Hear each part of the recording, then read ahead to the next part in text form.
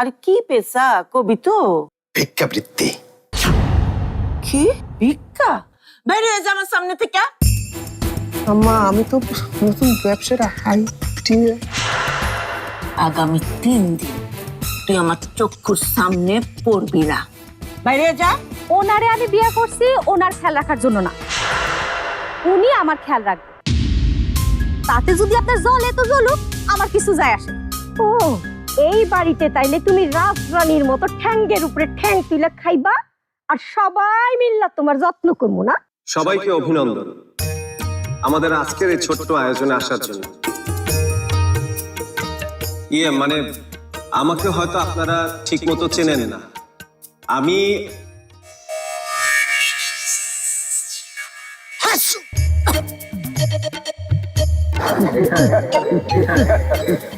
একটু ঠান্ডা লেগেছে গ্রামে এসে। চা খাইতে খাইতে বাংলা ছবি দেখলো কাম হইতো। আরে আসল কথা বলেন, নাইলে আমরা গেলাম। এই আপনারা থামেন তো, কথা বুঝিয়ে দেন স্যার রে। আজারে কথা হবে খালি। না না আপনারা বসেন, আমি খুব গুরুত্বপূর্ণ একটা বিষয় নিয়ে আপনাদের সাথে কথা বলবো। আর সেই বিষয়টা হচ্ছে হিউম্যান ট্রাফিকিং। এই বিষয়ে কথা বলার জন্যই আপনাদের গ্রামে আমার আসা। এইখানে কোনো গাড়ি ঘোড়া নাই যাই ট্রাফিক হইব? না না আপনারা বুঝতে ভুল করছেন। তাইলে ভুল ভাঙায় দেন। ট্রাফিক কি জিনিস আমরা বুঝি, আমাকে সচেতন করা লাগবে না। টাকা আমরাও গেছি। আসলে আমি বলতে চেয়েছি হিউম্যান ট্রাফিকিং এর কথা। হিউম্যান ট্রাফিকিং হইলো শহরের রাস্তায় গাড়ি জমানা। এইটা হইলো আদম পাচার, যেটা চেয়ারম্যানের পোলা করে। এই যে মিঠু সাহেব, গ্রামের লোকজন কি ইংরেজি বুঝবো? হ্যাঁ, আপনি বাংলা ভাষা ঠিক করে বুঝে এখন। আর সবচেয়ে বড় কথা, এইগুলা থেকে উচ্চারণের কোনো উপায় আছে আপনার কাছে?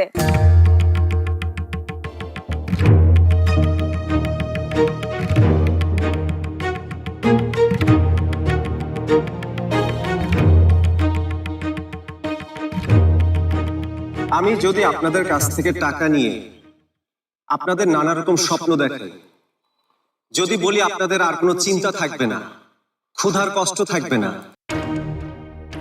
আপনারা যা ইচ্ছা তাই কিনতে পারবেন, যা ইচ্ছা তাই করতে পারবেন, এত কিছু বলার পর, এত আশা দেখানোর পর যদি আমি আপনাদের একটা কাটা ভরা কুয়ায় ফেলে দিই, তখন আপনারা কি করবেন? কি করবো মানে? জুতার মালা গলায় পরাইয়া হারিকেন হাতে ধরাইয়া সারা গ্রাম ঘুরে বেড়াবো। আরে ধুর, নগদে বুঝতে পেলাম। থামো তো রহিম ভাই, কি কয় আগে ঘুরি। কি কইতে চান আপনি? হ্যাঁ, গ্রামে এসে হিউম্যান ট্রাফিকিং করবেন, মানব পাচার করবেন? এত বড় কলেজ আপনার? আরে না না, আমি এইসবের কিছুই করব না। যারা অবৈধ হিউম্যান ট্রাফিকিং করে, মানে মানব পাচার করে, তারা ঠিক এই কাজটাই করে। আর আমি এটাই বলতে চেয়েছি। আমি এখানে এসেছি আপনাদেরকে এদের হাত থেকে বাঁচাতে, আর এই জন্য আপনাদের সাহায্য সহযোগিতা আমার লাগবে। কি করবেন খুইলা বলেন তো? খুব মন দিয়ে শুনবেন।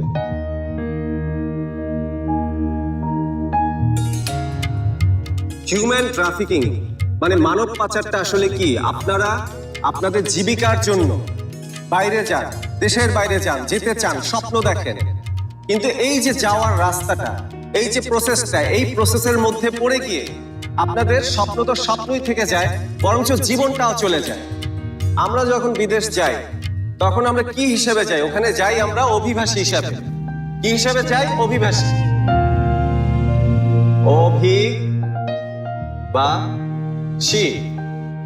এখানে যেতে গেলে আমাদের যেতে হয়, মনে করেন যে রাস্তা দিয়ে, অথবা যেতে হয় সাগর দিয়ে, অথবা তারকাটা, এই তারকাটা ডিঙিয়ে আমাদের যেতে হয়। আমরা ওখানে যে কি হই? শ্রমিক।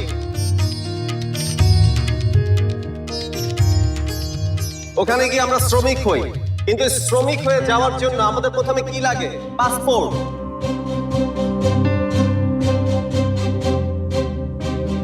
পাসপোর্ট পাওয়ার পর আমাদের লাগে হলো ভিসা। আর এই যে পুরো জিনিসটা যখন হবে, এইখানে একটা চক্র আপনাদের বিপদে ফেলে। সেই চক্রটার নাম হচ্ছে দালাল। এই দালাল অবৈধ মানব পাচারের সাথে যুক্ত। তার মানে কি? তার মানে এই মানব পাচার আমাদের সমাজে ক্যান্সারের মতো ছড়িয়েছে। কিছু মানুষ টার্গেট করে গরিব দরিদ্র মানুষদের। এইসব গরিব দরিদ্র কম জানা মানুষদের কাছে পর্যাপ্ত পরিমাণ তথ্য না থাকার কারণে সুযোগ নেয় ওই খারাপ মানুষগুলা। তাদের সর্বস্ব কেড়ে নিয়ে তাদের সর্বশান্ত করে। সবই তো বুঝলাম, এইখানে এতগুনা মানুষ, ও কাজটা কি, তারা কি করব সেটা বলা দরকার না? এই মানব পাচারের বিষয়ে আপনাদের সচেতন করাই আমার মূল কাজ। তারপরও আমার আরো একটা কাজ আছে। আমি আপনাদের প্রত্যেকের বাড়ি বাড়ি যাব তথ্য সংগ্রহের জন্য। কি তথ্য সংগ্রহ করব? আপনাদের কার কি কাজের দক্ষতা আছে সেই বিষয়ে জানব, এবং তার উপর সবাইকে বিভিন্ন কাজের উপর প্রশিক্ষণ দিব। সেটা তো বুঝলাম, কিন্তু কাজ শিখা বিদেশ যাইতে চাইলে কেমনে যাইবো? গ্রামের লোকজন তো এসব কিছুই বুঝে না। ব্যবস্থা করলে ভালো হয়। শোনেন শোনেন শোনেন, চিন্তার কোনো কারণ নেই। ওই বিষয়টাও আমাদের কাজের অংশ। আমরা আপনাদের কারিগরি শিক্ষার পাশাপাশি বিদেশি ভাষা শিখাবো, পাসপোর্ট এবং ভিসার খুঁটিনাটি বিষয় সম্পর্কে জানাবো, যাতে এই কাজের জন্য আপনাদের আর কারো কাছে যেতে না হয়। বিদেশ যাওয়ার ক্ষেত্রে নিজেদের কাজগুলো আপনারা নিজেরাই গুছিয়ে নিতে পারবেন। এখন আপনারা বলেন, এই বিষয়ে আপনারা কি আমার সাথে থাকবেন?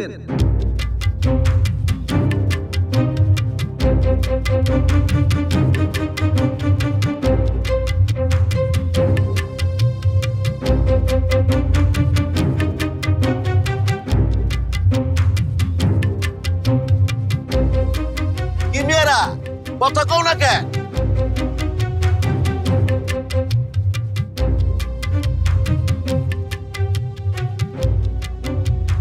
আপনি আপনি কিছু বলবেন?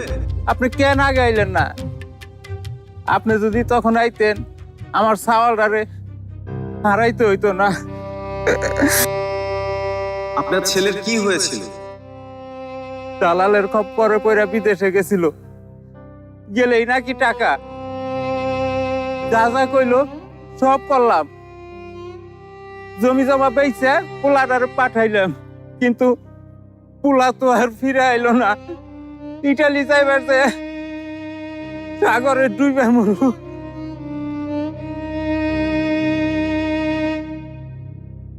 আমার পোলার লাশটাও ফিরে পাইলাম না।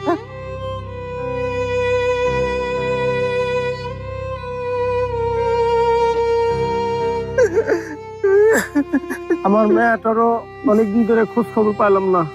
টিভিতে কইলো আমার মেয়েটার নাকি অত্যাচার করে।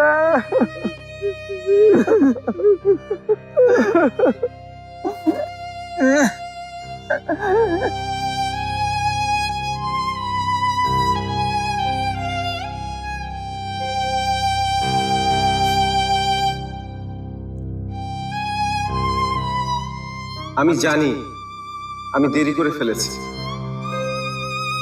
আর এই জন্য আমি দুঃখিত। কিন্তু আমি আপনাদের কথা দিচ্ছি, আমি আপনাদের কাছে ওয়াদা করছি, এরপর থেকে এই মোহনপুর গ্রামে আর কারো সাথে আমি এমনটা হতে দিব না।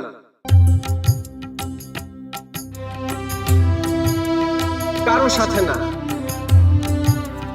এই বলে আমি আমার বক্তব্য শেষ করছি।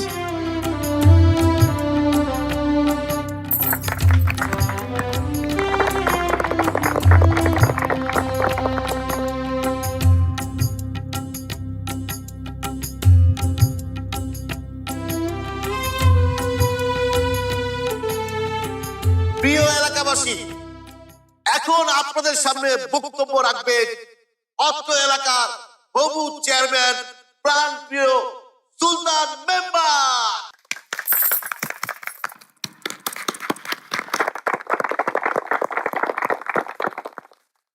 বর্তমান চেয়ারম্যান উপস্থিত থাকতে হবু চেয়ারম্যান বক্তৃতা দিব কেন? আগে ইলেকশনে পাশ করুক, চেয়ারম্যান হোক, তারপরে বক্তৃতা দেওয়া হয়।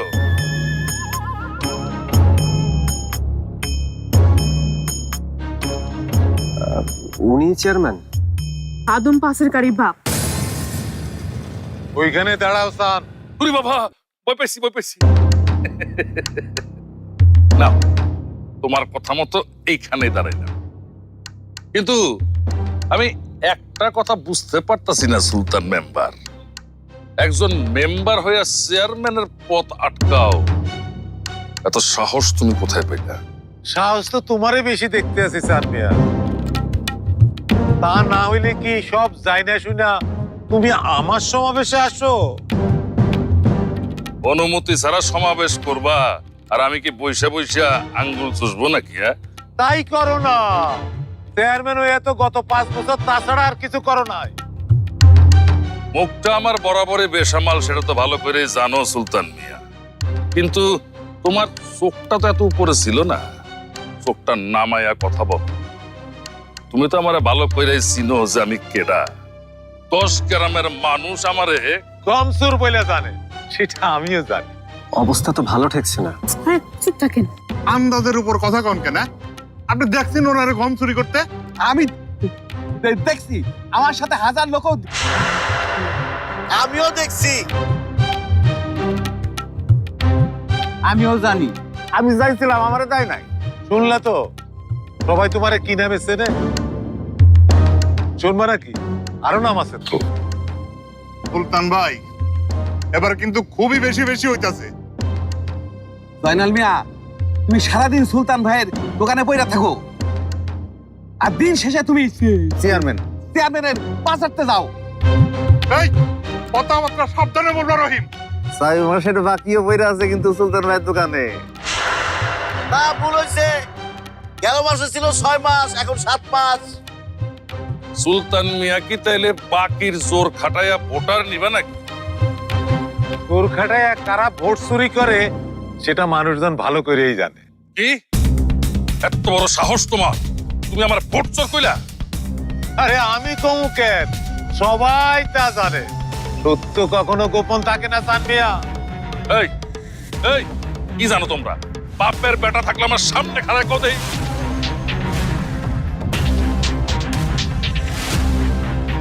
আরে ওগরে ভয় দেখে লাভ কি? সাহসটাকে তো আমারে দেখাও। হিসাব কইরা কথা কও সুলতান। হিসাব এই সুলতান ভালোই জানে। এখন থেকে কড়াই ঘন্টা হিসাব হতো, 2 যুগের হিসাব। আমার লগে টক্কর দিবার চাও তো মাঠে নাম, তারপর টের পাইবা কার তোর কতটুকু। তোমারে আমি শুনুন, এখানে আসলে আমরা মানুষের কল্যাণে একটা প্রোগ্রাম করছি, এখানে এতটা। এই পোলাটা কাটারে বড় গো মাঝখানে কথা কয়। এই তোমার কি পরিবার থেকে আতপ কথা শিখাই দেয় নাই? দেখ তোমার একটা ঠিক আছে কিনা। দা জয়নাল মিয়া, ভালো যদি চাও তাহলে এক পাও কিন্তু আগাইবে না। আমাকে মাইকে বাইরের লোকে কথা কইব, আল্লাহ পাইছে আর কি। সুলতান, তাহলে কি ভালো মন্দ এখন আমার তোমার কাছ থেকে শিখতে হবে নাকি? আমি বলছিলাম কি, এইটা আমার মজবা, এইখানে তোমার কোনো চালবাজি চলবো না। আচ্ছা, এই কেডা আমার আটকায়? এই গ্রামে কার এত বড় সাহস যে আমার আটকায়? হ্যাঁ,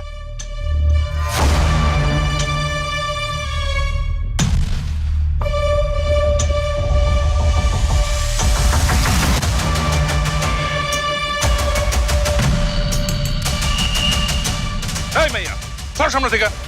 শোরুম না, এইটা আপনাকে রাজনীতির মঞ্চ না যে আপনারা এসে বক্তব্য দিবেন। না আপনি না আমার চাচা, কেউ কিচ্ছু করবেন না। এইখানে একটা ভালো কাজের চেষ্টা চলতেছে, কেউ বাধা দিতে আইসেন না। এই সান মিয়া যখন কইছে সে বক্তৃতা দিব, তখন সে বক্তৃতা দিবই। সর।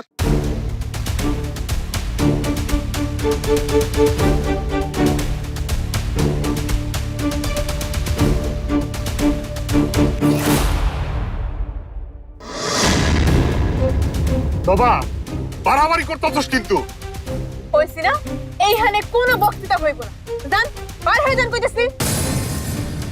জবা চোখ রাঙ্গায় লাভ নাই। কি মনে করছেন আপনি কেন এখানে আইছেন আমি কিছু জানি না? মজমা ভাঙতে আইছেন, মজমা। মজমা ভাইঙ্গা আমার কি লাভ? না ভাঙলে তো আদম পাথরের আসল হতা মানে আপনার পোলা সুরজের নাম খারাপ হইব, সেই জন্যই। আর এখন তার সাফাই কইরা এই মজমারা নষ্ট করতেছেন, তাই না? মাইয়া মানুষের এত বেশি বোঝা ভালো না কিন্তু জবা। আর যদি বুঝতে না চান তাহলে চুপচাপ বাইরে যান।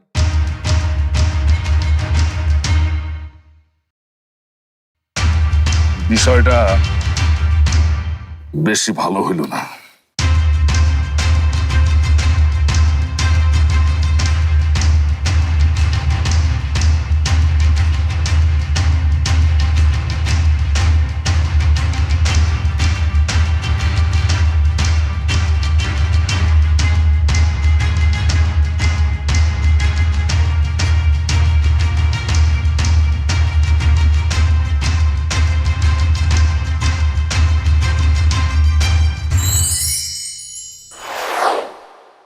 আর কেউ না থাকুক, আপনার কাজে আমি আছি আপনার লগে। আমি থাকতে আপনার কাজে এই গ্রামের কেউ বাধা দিতে আসতে পারবো না।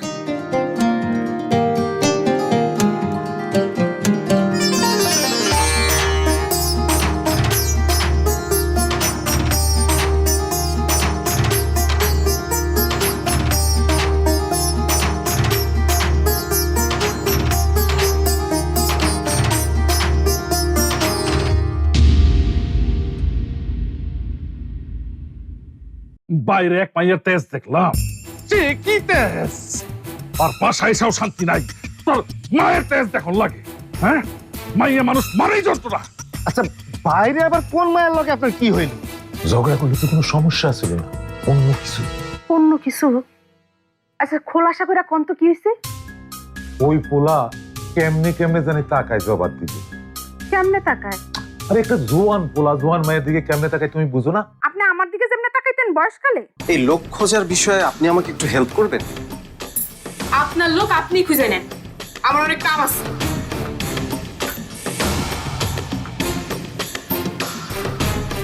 আপনার মাছ খাইতে হইব না, করলা ডাল দিয়ে খাইয়েন, বুঝছেন?